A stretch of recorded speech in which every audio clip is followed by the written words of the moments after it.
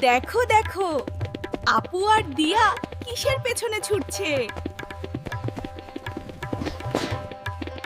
আকাশ থেকে এক মস্ত বিপদ নেমে আসছে ইঁদুরটির দিকে।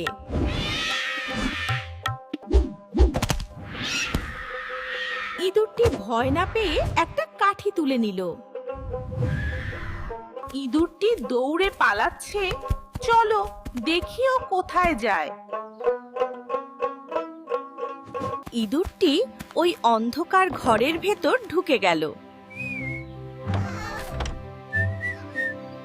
ঘরের ভেতর একজোড়া জলজলে চোখ ওকে দেখছে।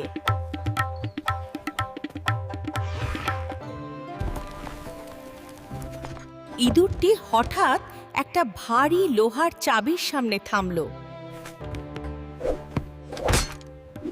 মস্ত বিড়ালটা নিচে লাফিয়ে পড়লো। এখন উপায়?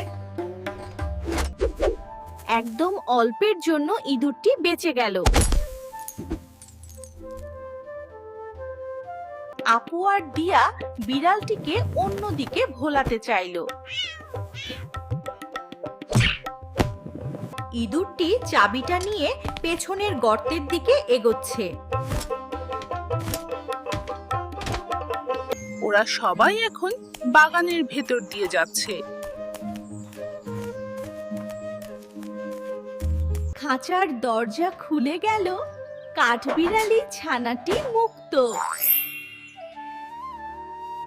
ওরা পদ্ম পাতার নৌকায় চড়ে ভেসে চলল। পুকুরের মাঝখানে এক মস্ত ব্যাঙ বসে আছে। ব্যাঙটি ওদের সাহায্য করতে এগিয়ে এলো। কাদার ওপর দিয়ে ওরা সাবধানে হাঁটছে। একটা বড় কাঁকড়া ওদের পথ আটকে দাঁড়ালো। ইঁদুরটি বুদ্ধিতে হার মানাল না।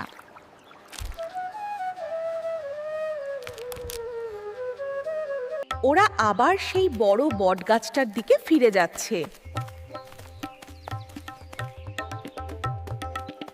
আপু আর দিয়া ইঁদুরটিকে একটু নারকেল খেতে দিল। সূর্য ডুবে যাচ্ছে, এখন ঘরে ফেরার পালা। ইঁদুরটি তার নিজের ছোট্ট ঘরে ফিরে গেল। আজকের দিনটা কত রোমাঞ্চকর ছিল।